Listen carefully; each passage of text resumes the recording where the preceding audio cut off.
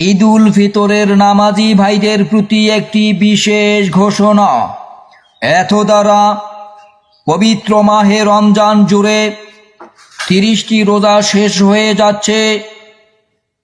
এখন পর্যন্ত যারা মাহে রমজানের রোজা না রেখে বিভিন্ন অজুহাত দিয়ে সিপাই চাপায় অথবা পর্দার অন্তরালের হোটেল রেস্তোরাঁগুলোতে দিনব্যাপী খাওয়া দাওয়ায় মগ্ন ছিলেন এবং বিভিন্ন গ্যাস সহ অন্য অন্য অসুখের অজুহাত দিয়ে রোজা না রেখে এই পবিত্র রোজা থেকে বিরত ছিলেন, সেই সমস্ত মুসলমানদেরকে জানানো যাচ্ছে যে আপনারা দয়া করে পবিত্র ঈদ উল ফিতরের ঈদগাহ মাঠে আসবেন না, কারণ আপনাদের জন্য ঈদগাহ মাঠে না আসাই উত্তম।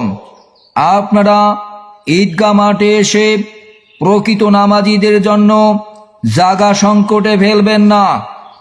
আরেকটি কথা, আরও যদি কেউ সুদারু ঘুষারু কেউ থেকে থাকেন, সুদের টাকা দিয়ে গোস্ত পোলাও খেয়ে রোজা থেকে থাকেন, সেই সমস্ত মানুষদের প্রতি জানানো যাচ্ছে আপনাদের জন্য আজকের ঈদের নামাজ নয়। অতএব আপনারা ঈদের নামাজ থেকে বিরত রাখুন। আদেশ ক্রমে মাঠ কর্তৃপক্ষ। এমন মাইকেন সব জায়গায় হওয়া উচিত। মাইকেন না কেমন